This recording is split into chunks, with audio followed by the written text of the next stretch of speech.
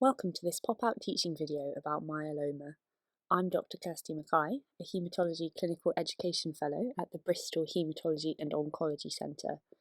In this short video, we will be focusing on the following learning objectives. Number 1, understand the pathophysiology of multiple myeloma, including clonal plasma cell production and paraprotein production. Number 2, relate this pathophysiology back to the clinical features of multiple myeloma and recall the CRAB mnemonic for signs and symptoms. And finally, number 3, understand the tests sent in myeloma, why they are deranged, and what constitutes a myeloma screen. I hope you find this video useful, and many thanks to Fergus O'Neill for editing support. So what is myeloma? Myeloma is a malignant disease of the bone marrow plasma cells. Normally, a person will have lots of different plasma cells, all of which produce different immunoglobulins, but in patients with myeloma, there is uncontrolled or clonal expansion of a single plasma cell, which then accumulates in their bone marrow, secreting a specific immunoglobulin or immunoglobulin fragment known as a paraprotein. This accumulation of immunoglobulin impacts on multiple different organ systems and produces a range of symptoms, as we will discuss later. Here is a diagram reminding you of the different cell lines in the body derived from stem cells in the bone marrow. They can differentiate into myeloid and lymphoid cell lines. The myeloid progenitor cells differentiate into red blood cells and platelets. Myeloid progenitors can also develop into myeloblasts, which then become cells known as granulocytes, like neutrophils, eosinophils, and basophils. The lymphoid progenitor cells differentiate into lymphoblasts, which then develop further into either T cells, B cells, or natural killer cells. In this instance, we are interested in the fate of the B cells, which mature into plasma cells. These plasma cells produce your immunoglobulins, known as antibodies, each plasma cell producing a different antibody population with a different unique antigen binding site. An immunoglobulin has the basic structure of two heavy chains, which are drawn in green here, and two light chains in blue. The region called Fab is the point at which an immunoglobulin binds to an antigen, marking it as foreign and setting the immune system on a path to destroy it. There are 5 different classes of immunoglobulin: M, A, D, G, and E. Most commonly in myeloma, there is a monoclonal proliferation of the plasma cell producing either an IgA, so about 1/3 of all affected by the disease, or IgG, which occurs in about 2/3 of patients. Light chains come in 2 types, kappa and lambda, and either type of light chain can be associated with any of the heavy changes M, A, D, G, or E. Overproduction of IgM paraprotein is not commonly found in myeloma, but may suggest a diagnosis of lymphoplasmacytic lymphoma, which you may have heard termed Waldenstrom's macroglobulinemia. Here is a visual representation of the dysregulated plasma cell proliferation you see in myeloma, with your cloned plasma cell producing multiple copies of one type of immunoglobulin or fragment of immunoglobulin, e.g. kappa or lambda light chains, to excess, a paraproteinemia. This paraprotein is sometimes termed an M protein, and the abnormal increase in immunoglobulin synthesis is known as a gammopathy. There are a cohort of patients who have monoclonal gammopathy of undetermined significance, MGUS, a premalignant clonal plasma cell disorder, where they have less than 10% plasma cells in their bone marrow and no evidence of end organ damage, which you see in multiple myeloma. These patients are monitored as there is a proportion of them who can convert via malignant transformation to myeloma. Patients can progress along a spectrum from MGUS to smouldering, slow-moving myeloma to multiple myeloma. The excess light chains produced in myeloma are filtered through the glomeruli of the kidney and in some patients are detectable in the urine. The urinary protein, known as Bence-Jones protein, can be tested for using urine electrophoresis, which we will talk about later. So who gets myeloma? The peak incidence of myeloma is 70 years, and it proportionally affects more people of Afro-Caribbean descent than Caucasian, in a ratio of 2:1. The normal bone marrow consists of around 5% plasma cells, but to be diagnosed with myeloma, greater than 10% of the bone marrow cells must consist of clonal plasma cells producing abnormal immunoglobulins or fragments of immunoglobulin.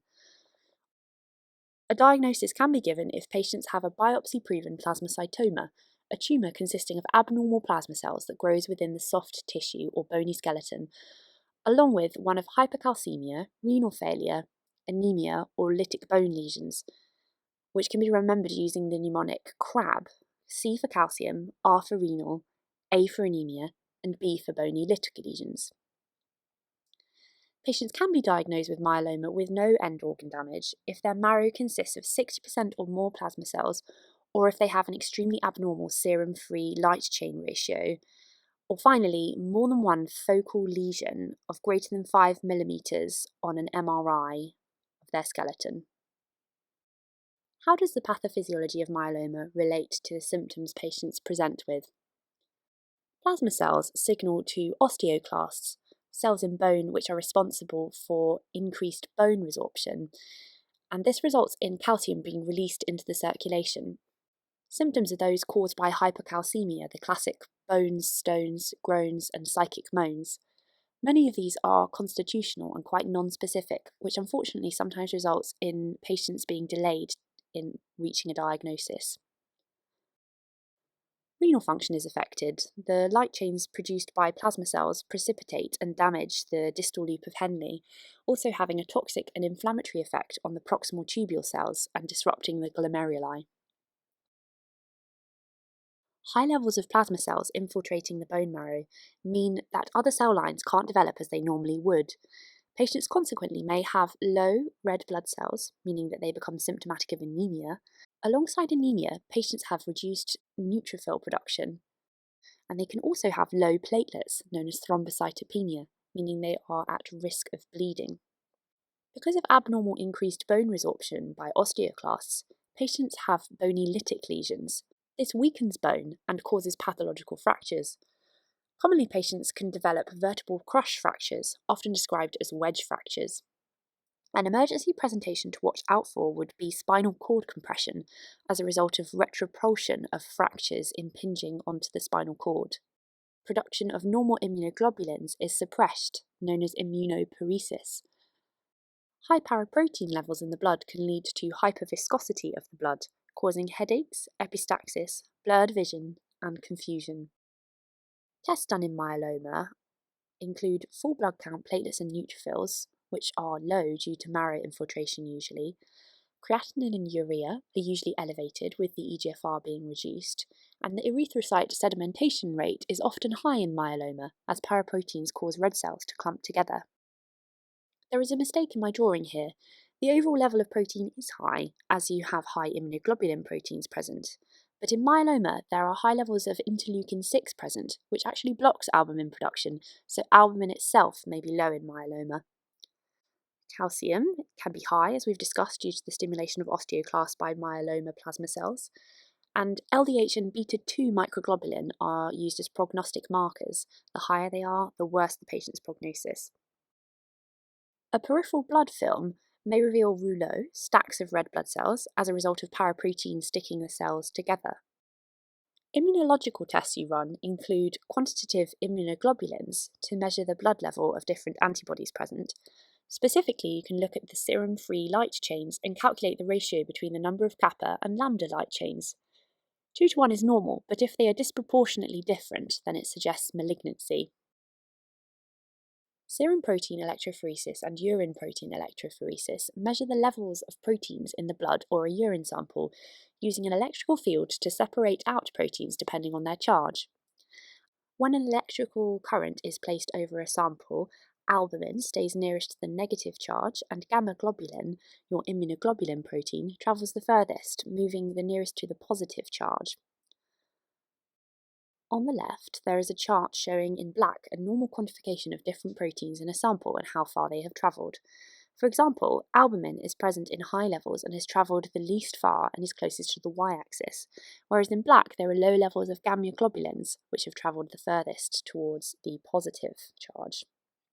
You'll notice I've drawn in red a spike in a globulin component, which is also known as an M spike. This is suspicious for possible myeloma. However, we can't tell what kind of specific immunoglobulin or light chain is present. If we want to determine the subtype of antibody, then we need to do immunofixation. An antibody to the different antigen is added. In this case, our antigen is the IgG kappa or lambda, so we put in anti-IgG, anti-kappa, anti-lambda, and this shows a characteristic monoclonal band of the subtype present. So if we have an M spike on electrophoresis in the globulin section, suggesting a gammopathy, and on immunofixation we see that there are monoclonal bands in IgG and kappa, drawn in red here, then you have an Ig-kappa monoclonal protein being produced. Imaging gives you further information, an X-ray skeletal survey demonstrating lytic bone lesions, although CT and MRI are more routinely used to detect lesions not seen on X-ray. An assessment of the bone marrow can be performed in order to confirm a diagnosis of myeloma by looking at the morphology of the cells present in the marrow. The bone marrow sample is done under local anaesthetic and taken from the posterior iliac crest, which is marked with an X on the diagram of a patient lying on their side in the fetal position here. A large needle with a serrated edge is used to carve through the cortex of the bone into the bone marrow itself. A syringe is then used to pull off a liquid sample, which can be spread onto slides for examination under a microscope. Then a solid cylindrical core of bone is cut away, which can be used to assess the bone marrow cellularity and architecture. The bone marrow aspirate can be sent for further tests, including immunohistochemistry, flow cytometry, which works out the plasma cell phenotype, FISH, fluorescent in situ hybridization, and cytogenetics to allow haematologists to determine the best management option for the patient. Treatment for myeloma varies depending on what the patient wants and how fit they are for active treatment. Supportive measures for symptoms include analgesia and bisphosphonates for bony pain. Bisphosphonates actually also reduce fracture rate. Radiotherapy to slow focused areas of rapid disease and for pain management. Patients may also have orthopaedic procedures to manage pathological fractures. Blood transfusions can be given for anaemia. Renal failure and hypercalcaemia are managed initially with fluids in the acute setting. When actively treating myeloma, patients are given chemotherapy in cycles with the aim of destroying the malignant plasma cells, controlling the disease, and reducing paraprotein levels. Once there is minimal residual disease, patients may be considered for an autologous bone marrow transplant if they are considered fit enough to tolerate the procedure. Autologous, auto meaning self, means that the patient's own hematopoietic stem cells are collected from patients' peripheral blood after they've been injected with growth factors to stimulate their production. The patients are then given high-dose chemotherapy, which is myeloablative and suppresses the ability of the bone marrow to produce cells, making space for the new stem cells. The stem cells are given as an infusion in much the same way that you might give blood products. Whilst the patients are waiting for the new stem cells to engraft, find their way to the bone marrow and start to proliferate, patients are supported in hospital, needing irradiated platelets and red cell transfusions and are extremely vulnerable to infection at this point, so they are given prophylactic antibiotics, antivirals, and antifungals. The process of autologous stem cell transplant resets their disease and sometimes can result in remission if the patient has no malignant cells remaining behind. Thanks very much for listening. I hope this was useful, and I would really appreciate it if you have time to fill out our feedback form.